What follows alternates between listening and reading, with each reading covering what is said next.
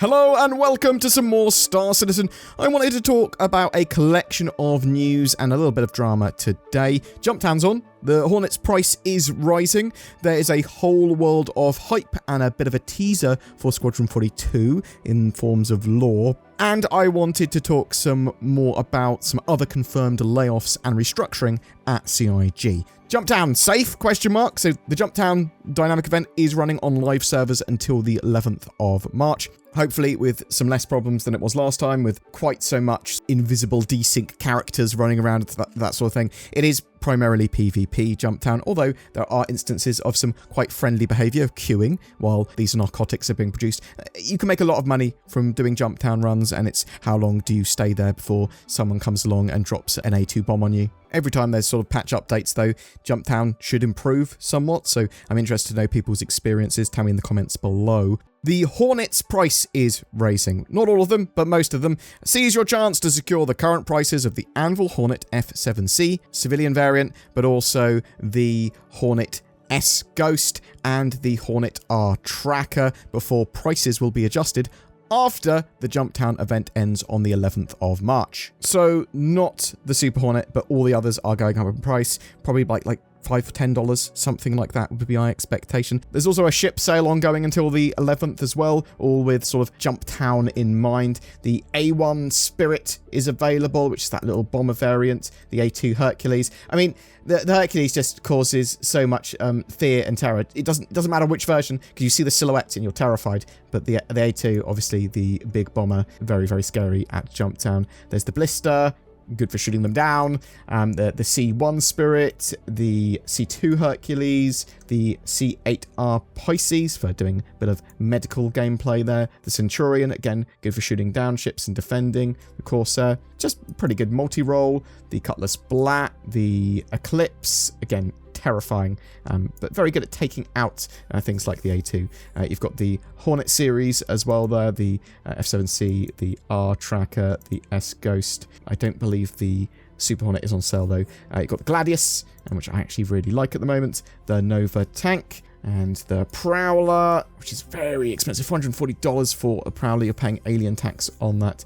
And you've got the Spartan as well, the Storm, and the Storm AA. So a lot of vehicles and ships that are focused on that kind of Jumptown experience and defending that, attacking that. And there are some Warbond upgrades as well available with the Blister and the Crusader A1 Spirit. There was an official Star Citizen tweet about CitizenCon recently. They announced the date for being on the 19th and 20th of October, so another 2-day event, and one of CIG's level designers tweeted, "Looking forward to see everyone." Someone replied to that, "Do you think you'll be able to meet the expectations of Star Citizen's community on Squadron 42? And he replied, "Yes, with the risk of sounding full of myself, I'd have to say that we've created something quite spectacular. Also, our management seem determined to release a fully polished and bug-free game, which is a great sign at this stage of development." So I'm loving the hype and expectation that they are building for Squadron 42, if it can deliver on that. And I'm hoping and expecting it to deliver on that. I'm really, really excited for Squadron 42. Star Citizen and Squadron 42, especially now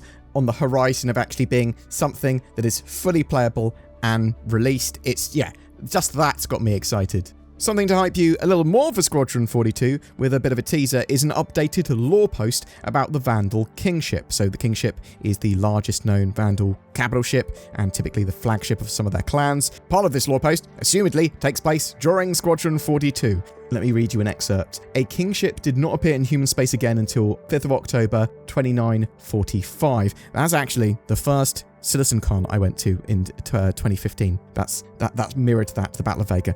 In the Battle of Vega 2, the Navy's second fleet, led by Admiral Ernest Bishop, engaged the Kingship and remaining clan. After a fierce battle, the UEES Gauntlet charged the weakened Kingship at ramming speed. Both the Gauntlet and the Kingship were destroyed, marking the first time human forces have successfully downed a Vandal Kingship." I believe the Gauntlet is a Javelin, so it's quite a big destroyer. Though I do believe that the Kingship's like 3 kilometers or something. It's a ridiculously big ship. Anyway, I thought that was just a cool little tidbit of information in that lore post. Going through the Galactopedia and stuff like that, there is a load of interesting stuff about Star Citizen that will help you traverse the world just by sort of knowing it, I suppose. But also there's some development bits hidden in there. There does appear to have been some layoffs at CIG. Now, we talked about this before with people like Todd Pappy and Jake Ross leaving the company, but there does look like there was a few other exits. Dan Truffin, Assistant Design Director, Dane Kubica, a lead designer, Vincent Sinatra, QA lead, that appear to have been laid off. There's also a producer at Turbulent who reportedly resigned. So these appear to be largely due to restructuring and relocation of staff, these layoffs. As we've previously posited, probably because they want to consolidate power in the UK where possible, because they have that massive studio now, they have most of their talent, or at least a big percentage of their talent there. You get huge tax breaks by making games in the UK. Potentially there's lower wages for them to pay as well. It is a shame to see these folks leave CIG.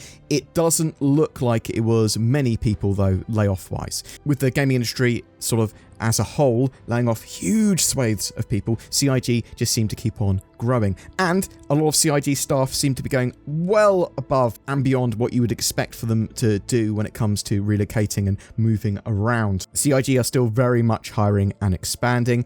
It is going to be interesting to see who fills the void of Todd Pappy and some of the others. I think CIG is full of talent, but it does need to attract more and retain it. Squadron 42 is in its polishing phase, so hopefully it doesn't need a huge amount more work before it's out the door, and most of it is complete and probably and hopefully in a good state, although they are obviously still tweaking the combat mechanics and a huge amount of the other bits and bobs in the game, which could really affect how it is received. It was sort of expected that once Squadron 42 was released or close to being released, that CIG would potentially lay off or consolidate their company somewhat, but they do look like they're largely expanding it, although there is obviously, as we've seen from those layoffs, some consolidation. And with them now trying to encourage people to come to the office rather than work remotely in a lot of situations, and often wanting devs to actually move to the UK, Canada or Frankfurt over the US studios, they're in an interesting position. Everyone that's departed CIG, or anyone that's there, I wish them the best in their future careers. A lot of these people, genuine force for good at CIG and for Star Citizen, although I'm going to respect their privacy.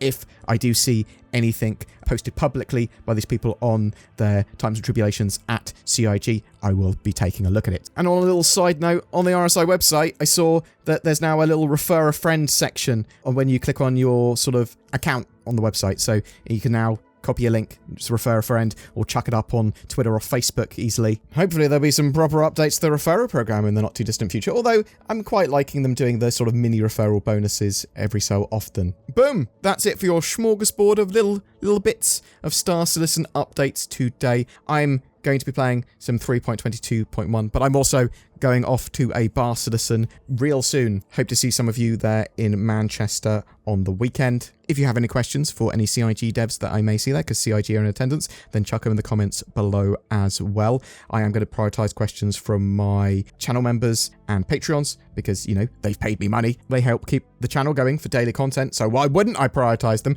But if you've got good questions as well, I will add it to the list. Thank you so much for watching. If you have any questions or thoughts, then please share them in the comments below. People always ask me, what's your favourite ship? And I always answer, it's NordVPN. With its powerful loadout, it wrecks pros and noobs alike. I can cruise around the verse with the added security that online threats aren't as much of a big deal. It also deals with intrusive ads, like this one, and gives you a greater accessibility to content you may want to watch on other platforms. I can watch Japanese Netflix. Is that even a thing? Maybe. You can find out with NordVPN. It is worth mentioning that CIG and Star Citizen don't actually produce a NordVPN ship yet, but NordVPN is available separately from the links below, and clicking those does help me buy spaceships, so it's basically the same thing, right? Go to nordvpn.com/BoredGamer. Get Nord, give ships. I don't know. That's an amazing promo. Every month, we give away a ship for Star Citizen. For February 2024, we're giving away a Drake Corsair Explorer with lifetime insurance and a game package. Everything you need to play and explore Star Citizen in style. All you need to do to be in for a chance of winning that is comment on any of my videos made during this month. It is as easy as that. More details in the comments below. A massive thank you to everyone that goes the extra mile in supporting the channel. It is with your support we are able to make daily Star Citizen videos. If you want to be one of those lovely people, then please check out the join button under my videos. That will help you become a channel member. There's Patreon, there's direct donations. All the links for all of that are down below. But there are loads of non-monetary ways you can help support us. Commenting, sharing, liking, all of that sort of stuff goes a huge way in helping the channel grow. Thank you so much for watching to the end, and you have a great day.